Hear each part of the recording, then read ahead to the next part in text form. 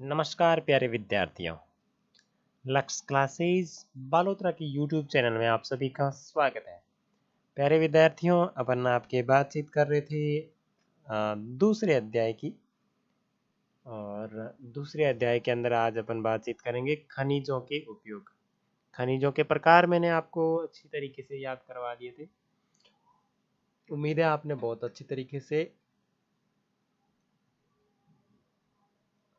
याद किए होंगे। और अपन महाद्वीपों के बारे में पढ़ रहे थे कि नहीं, कौन सा महाद्वीप में कौन सा खनिज पाया जाता है, यहाँ तक मतलब बातचीत हो गई थी शायद अपनी, है ना। यहाँ तक बातचीत हो गई थी। नेक्स्ट बातचीत करनी थी खनिजों के उपयोग से संबंधित।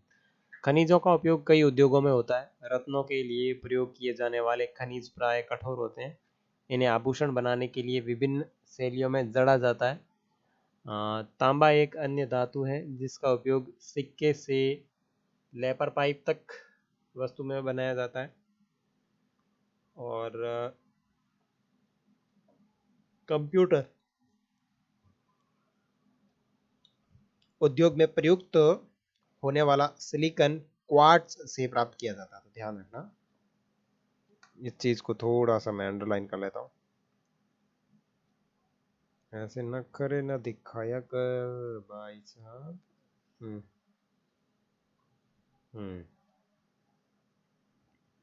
कंप्यूटर में प्रयुक्त होने वाला सिलिकॉन क्वार्ट्ज से प्राप्त किया जाता है। एल्यूमिनियम जिसे उसके अयस्क बॉक्साइट से प्राप्त किया जाता है। ध्यान रखना, एल्यूमिनियम जिससे प्राप्त किया जाता है उस अयस्क का नाम क्या है? अयस्क का नाम है बॉक्साइट से प्राप्त किया जाता है। का उपयोग ऑटोमोबाइल और हवाई जहाज, बोतलबंदी उद्योग, भवन निर्माण और रसोई के बर्तन तक में होता है। ठीक है, देखो मेरी बात समझो कि यहाँ क्या चीज मैं समझा रहा था आपको। हाँ, मैं आपको ये चीज बता रहा था कि साला ये अयस्क क्या होता है बे।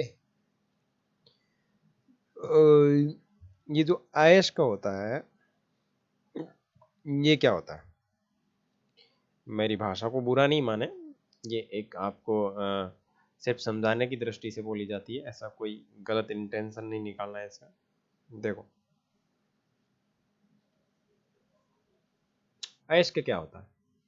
अयस्क मैं आपको ऐसे बताऊं, जैसे कोई भी चीज अगर अपन अंदर से निकालते हैं ना, जमीन के अंदर से, तो वो बिल्कुल शुद्ध रूप में नहीं निकलती। अयस्क जो होता है वो धातु का अशुद्ध रूप होता है, अशुद्ध रूप। और उसी अशुद्ध रूप को शुद्ध किया जाता है और शुद्ध करके आपकी धातु को निकाला जाता है। ठीक है ना, इसीलिए इसको कहा जाता है अयस्क कहा जाता है। और एल्यूमिनियम जो है, एल्यूमिनियम जिस अयस्क के माध्यम से प्राप्त किया जाता है उस अयस्क को बॉक्साइट कहते हैं। ठीक है ना, बॉक्साइट जो है उसी से ही अपना अयस्क है आपका एल्यूमिनियम। यानी बॉक्साइट जो एक प्रकार का अयस्क है जिसे अपन एल्यूमिनियम कहते हैं। का उपयोग ऑटोमोबाइल, ये जो ऑटोमोबाइल की जितनी भी दुकानें होती है उसके अंदर बॉक्साइट जो आपका एल्यूमिनियम है इसका प्रयोग किया जाता है। फिर बात करें आपके हवाई जहाज बनाने के लिए और अन्य जो उद्योग होते हैं उनके अंदर ये प्रयुक्त होता है। अब यहाँ तक अपन ने देख लिया कि भाई जो आपके खनिज है इनका उपयोग क्या होता है। अब अपन ये चीज देखेंगे कि खनिज का संरक्षण क्या होता है। ये इन खनिजों का संरक्षण किस तरीके से करना चाहिए या इनको बचाना चाहिए। खनिज अनवीनीकरण संसाधन, ध्यान रखना, अपन ने दो चीजें पहले पढ़ी थी। एक तो पढ़ा था नवीनीकरण संसाधन और दूसरा पढ़ा था अनवीनीकरण संसाधन। तो खनिज जो है वो आपका अनवीनीकरण संसाधन है। कैसा संसाधन है? अनवीनीकरण। और मैं आपसे अगर पूछूं कि अनवीनीकरण संसाधन क्या होता है, तो यहाँ पे मैं इसकी परिभाषा ये लिख सकता हूँ कि जिसे पुनः प्राप्त नहीं किया जा सकता है। ऐसा खनिज जिसको पुनः प्राप्त नहीं किया जा सकता उसे आपका अनवीनीकरण खनिज संसाधन कहा जाता है। और खनिजों के निर्माण और संचयन में हजारों वर्ष लगते हैं। मानवीय उपभोग की दर की तुलना में निर्माण की दर बहुत धीमी होती है। खनन की प्रक्रिया में बर्बादी को घटना खनन प्रक्रिया में बर्बादी को घटाना आवश्यक है। धातुओं का पुनर्चक्रण एवं अन्य तरीका है जिससे खनिज संसाधनों को संरक्षित किया जा सकता है। पहली बात तो ये चीज़ है कि भाई खनिज है वो अनवीनीकरण संसाधन है, तो इसका उपयोग सही तरीके से होना चाहिए। खनिजों के निर्माण और संचयन में हजारों साल लगते हैं, यानी खनिज कोई भी अगर बनता है तो उसको बनने में हजारों साल की प्रक्रिया लगती है। और मानवीय उपभोग की दर में इनकी तुलना बहुत ही कम है और बहुत ही धीमी है। और खनन प्रक्रिया में बर्बादी को घटाना होगा, यानी खनन प्रक्रिया बहुत तेजी से की जा रही है, उसको कम करना होगा। और धातुओं का पुनर्चक्रण अन्य तरीका है जिससे खनिजों को संरक्षित किया जा सकता है। Very very important. अगर अपन खनिज संरक्षण से संबंधित कोई जानकारी भले आरएस रिटर्न एग्जाम में लिखते हैं तो भी अपने ये चीज आती है कि जो खनिज है उनका पुनर्चक्रण होना चाहिए, रीयूज होना चाहिए, जिससे खनिज संसाधन को संरक्षित किया जा सकता है। ठीक है, आगे देखो शक्ति संसाधन। शनि की माँ अपने दिन की शुरुआत गाइजर का बटन दबाने से करती है। वह शनि को जगाने से पहले उसके विद्यालय की वर्दी पर इस्त्री करती है। इसके बाद वह उनके लिए ब्लेडर में एक गिलास संतरे का जूस तैयार करने के लिए रसोई घर में तेजी से पहुंचती है। शनि, क्या आपने स्नान कर लिया? आओ अपना नाश्ता करो। शनि के लिए गैस स्टोव पर नाश्ता बनाते हुए माँ पुकारती है। विद्यालय जाते समय शनि बत्तियों और पंखों के बटन बंद करना भूल जाता है। माँ उन बटनों को बंद करते समय सोचती है कि शहरों में जीवन आरामदायक प्रतीत होता है, लेकिन विद्युत उपकरण गजट जो सभी बिजली की खपत करते हैं उन उन बिजली की खपत करते हैं पर अधिक से अधिक निर्भरता मांग और पूर्ति के बीच विशाल अंतर पैदा करती है। विज्ञान एवं प्रौद्योगिकी के नए प्रचालन से जीवन शैलियों में बहुत तेजी से परिवर्तन आ रहे हैं। शक्ति अथवा ऊर्जा संसाधन, ऊर्जा हमारे जीवन में बहुत महत्वपूर्ण भूमिका निभाते हैं। हमें उद्योग, कृषि, परिवहन, संचार और प्रतिरक्षा के लिए भी शक्ति की आवश्यकता होती है। ऊर्जा संसाधन को विस्तृत रूप से परंपरागत और गैर परंपरागत में वर्गीकृत किया जाता है। तो ध्यान रखने, ऊर्जा के जो संसाधन हैं उनको दो भागों में विभाजित किया जाता है, एक तो परंपरागत संसाधन और एक गैर परंपरागत संसाधन। अब ये किस तरीके से होते हैं वो तो अपन इसके अंदर बात करने वाले हैं। और इधर कोई चीज आई है क्या? हाँ, ये आया है पुनर्चक्रण। खनिज पुनर्चक्रण क्या होता है? देखो, ये आपने खनिज निकाला, खनिज का क्या करना है? आपको कम प्रयोग करना है और कम प्रयोग करने के बाद में उसका पुनः उपयोग करना है। ये चीज जो होती है वो आपकी कहलाती है खनिज पुनर्चक्रण। और यहाँ अपन ने एक चीज देखी कि अपने ऊर्जा जो संसाधन है वो कौन कौन से हैं और किस किस तरीके से हैं, उसकी भी बात अपन इसमें करेंगे कि ऊर्जा संसाधन कौन कौन से हैं। तो ऊर्जा संसाधन दो प्रकार से होते हैं, जैसे अपने खनिज होते हैं ना, अधात्विक, धात्विक खनिज, लो एलो खनिज। इसी प्रकार ऊर्जा संसाधन दो प्रकार के, एक तो परंपरागत ऊर्जा संसाधन, दूसरा गैर परंपरागत ऊर्जा संसाधन। देखो पहला कौन सा है? परंपरागत ऊर्जा संसाधन। ऊर्जा के परंपरागत स्रोत वे हैं जो लंबे समय से सामान्य उपयोग में लाए जा रहे हैं। ईंधन और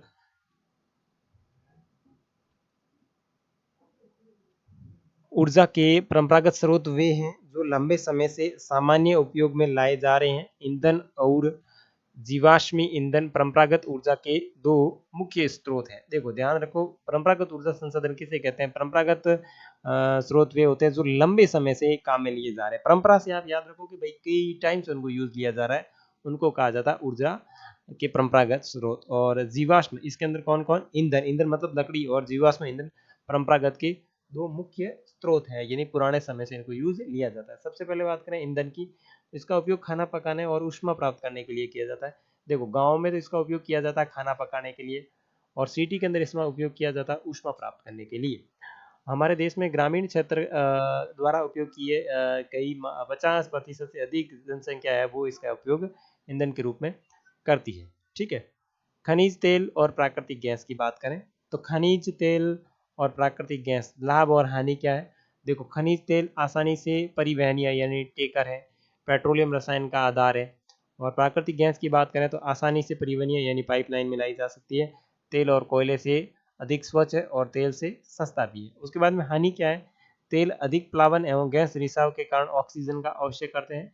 निर्मम युक्त प्रदूषक के कारण अम्ल वर्षा होती है और नए ईंधनों का अन्वेषण के साथ आसान होता है। अभी कई बार एग्जाम में प्रश्न आता है कि अम्ल वर्षा क्या होती है। देखो, जब पृथ्वी के ऊपर कार्बन डाइऑक्साइड गैस की मात्रा बढ़ जाती है तो उससे जो बारिश हो रही है वो प्रदूषित बारिश हो रही है। जो उसके बारिश का जो पानी है, वर्षा का जो पानी है, वो स्वच्छ न होकर के अस्वच्छ होता है, तो होता है वो आपका अम्लीय वर्षा।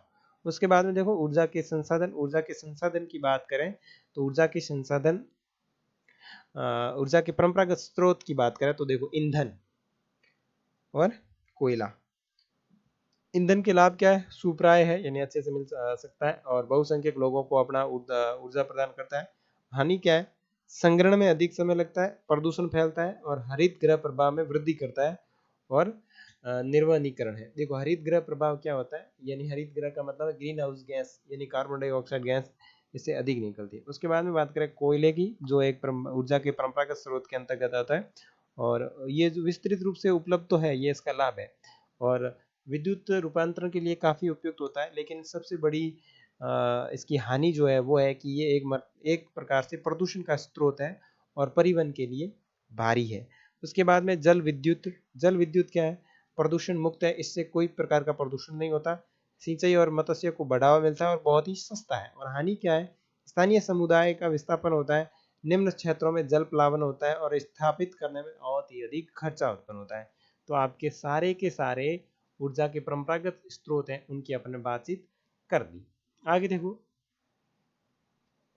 पौधे और जानवरों के अवशेष जो लाखों वर्षों तक धरती के अंदर दबे रहते थे, ताप और दाब के प्रभाव से जीवाश्म ईंधनों में परिवर्तित हो गए हैं। ऐसे को कहा जाता है जीवाश्म ईंधन।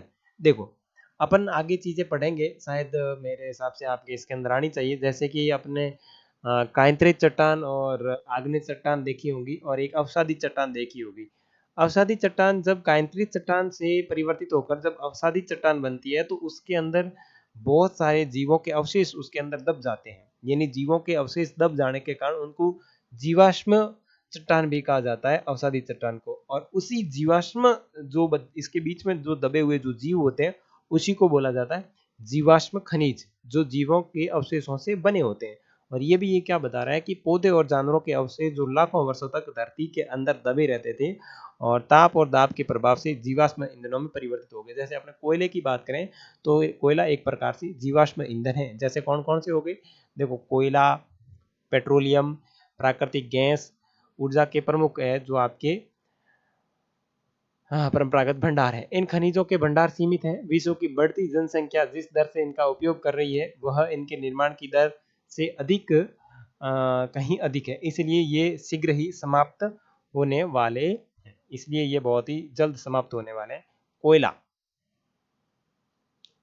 अब है कोयले की बात। और यहाँ चित्र के अंदर आपको दिखाया जा रहा है कि उत्तर पूर्वी भारत में ईंधन ले जाती महिला, उत्तर पूर्वी भारत में महिलाएं ऐसे ईंधन को इकट्ठा करती है। और अब बात करते हैं कोयले की। तो ये बहुतायत में पाया जाने वाला जीवाश्म ईंधन है। ध्यान रखना, कोयला एक प्रकार से जीवाश्म ईंधन है। जीवाश्म का मतलब है जीवों के अवशेष। मैं यहाँ पे लिख देता हूँ, जीवों के अवशेष से बना। और ईंधन का मतलब होता है लकड़ी। इसका उपयोग घरेलू ईंधन उद्योग जैसे लौह और इस्पात, वाष्प इंजन और विद्युत उत्पन्न करने में किया जाता है।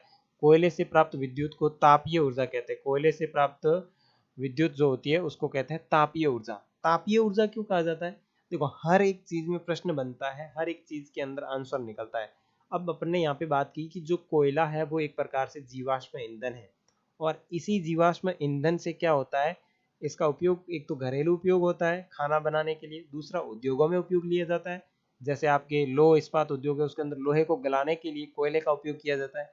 और पहले आपके भाप इंजन चलते थे ट्रेनों के, उन ट्रेनों के भाप इंजन में भी विद्युत उत्पन्न करने के लिए कोयले का उपयोग किया जाता है। हालांकि वर्तमान में इसका उपयोग लगभग सभी शहरों के अंदर बंद कर दिया गया है। लेकिन प्राचीन समय में जब ट्रेन का आविष्कार हुआ था उस समय इस तरीके का इंजन हुआ करता था और इससे जो ऊर्जा उत्पन्न होती है या कोयले से जो विद्युत प्राप्त की जाती है उसको कहते हैं तापीय ऊर्जा।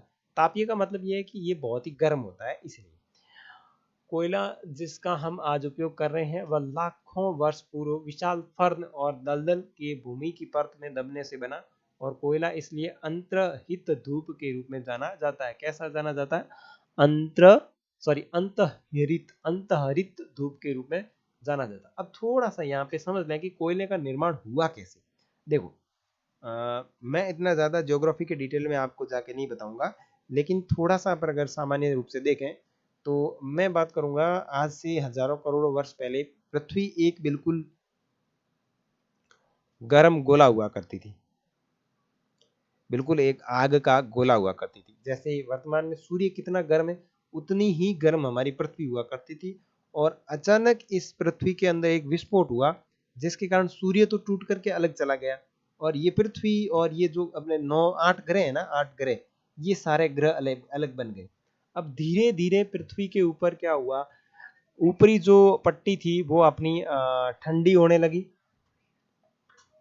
ठंडी होने लगी। ठंडी हुई तो यहाँ पे क्या हो गया, रेत बनी, यानी रेत बोले तो मिट्टी बन गई। फिर धीरे धीरे यहाँ पे पानी उत्पन्न हुआ, और पानी के बाद में धीरे धीरे यहाँ पे पेड़ उत्पन्न हुए। और इस समय ये जो प्रक्रिया बनी, इसको कई साल लग गए थे, पेड़ बने। देखो मेरी बात सुनो, पहले रेत जो थी वो गर्म थी, गर्म होने के बाद में ये पूरी रेत है ऊपरी परपट्टी बिल्कुल ठंडी पड़ गई।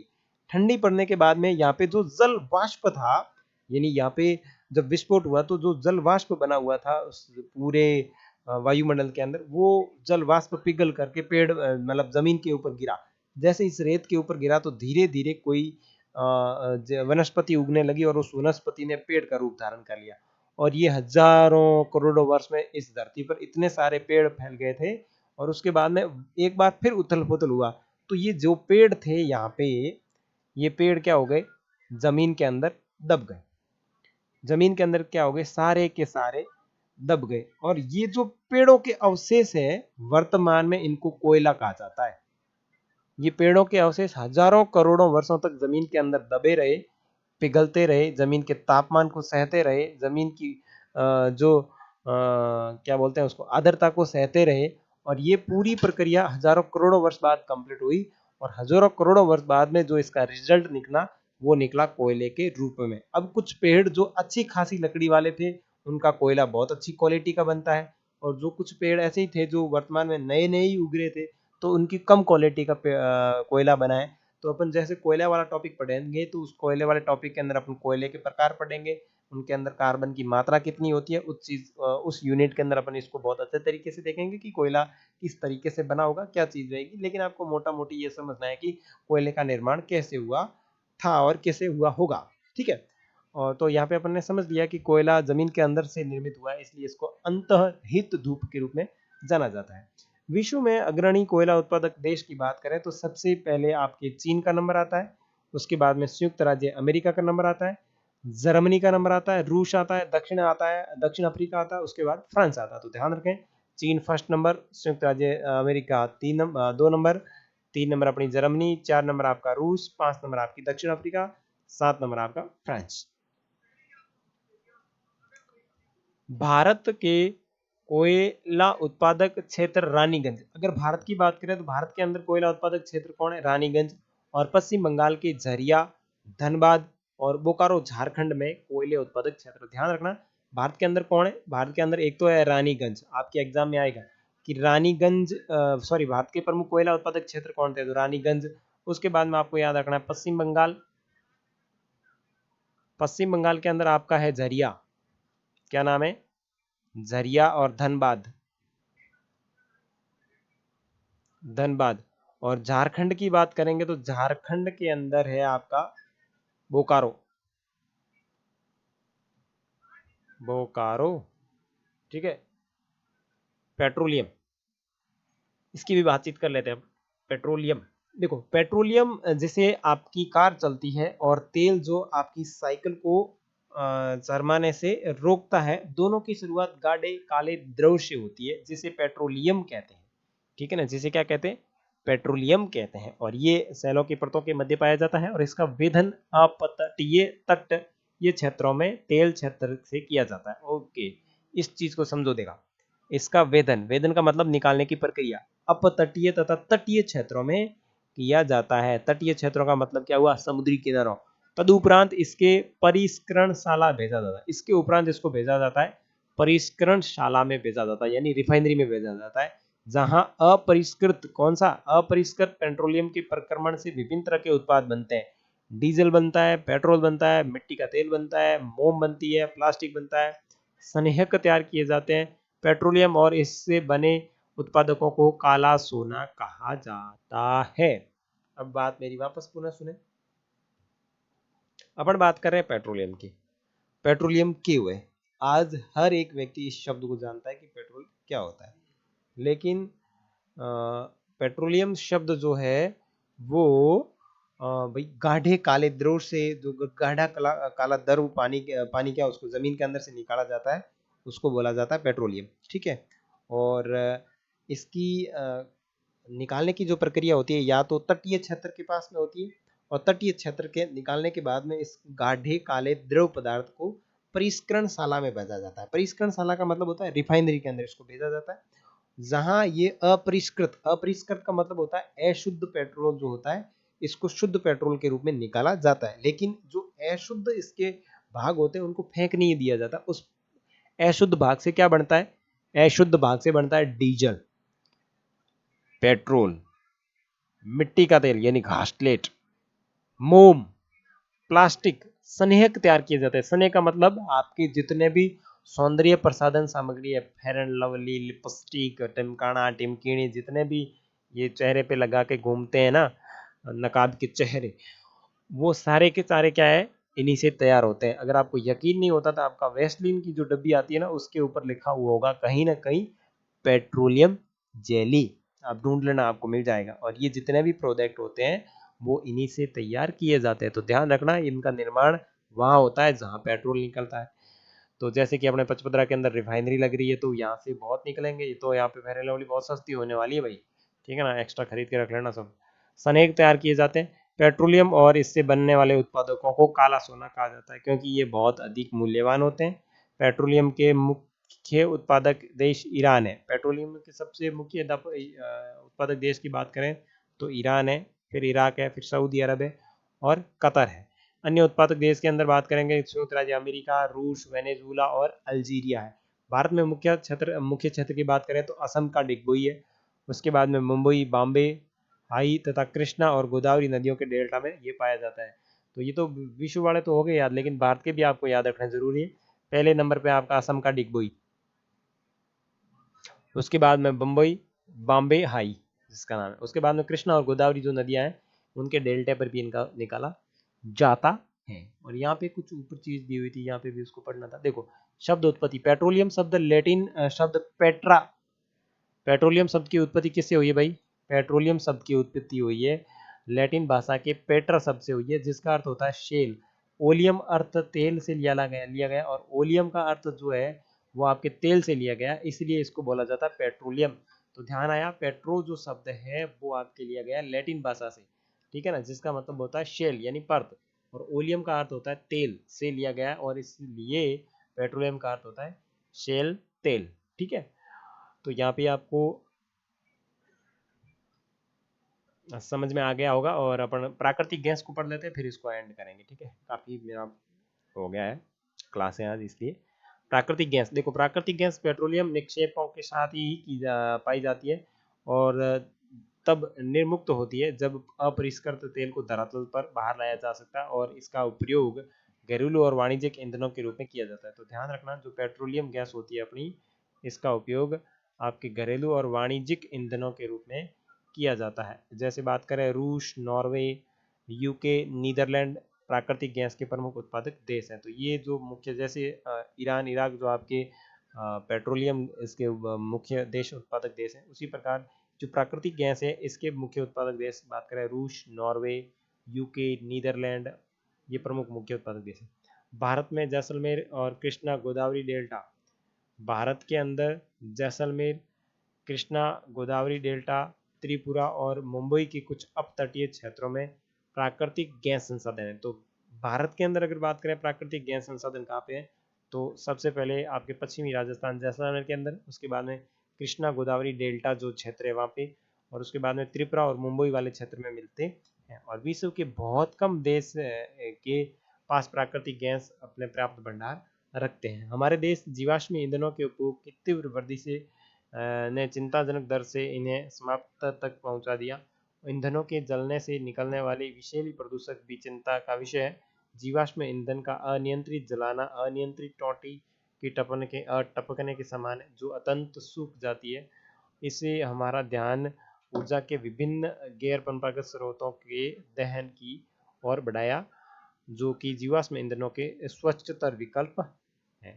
नेक्स्ट देखें तो यहाँ पे आपकी एक परिभाषा दे रखी है। सीएनजी क्या होता है? सीएनजी का मतलब होता है संपीड़ित प्राकृतिक गैस। एक प्रचलित पर्यावरण हितैषी ऑटोमोबाइल ईंधन है, क्योंकि यह पेट्रोलियम और डीजल की तुलना में कम प्रदूषण फैलाती है। तो ये संपीड़ित प्राकृतिक गैस होती है जो वाहनों के अंदर काम में ली जाती है।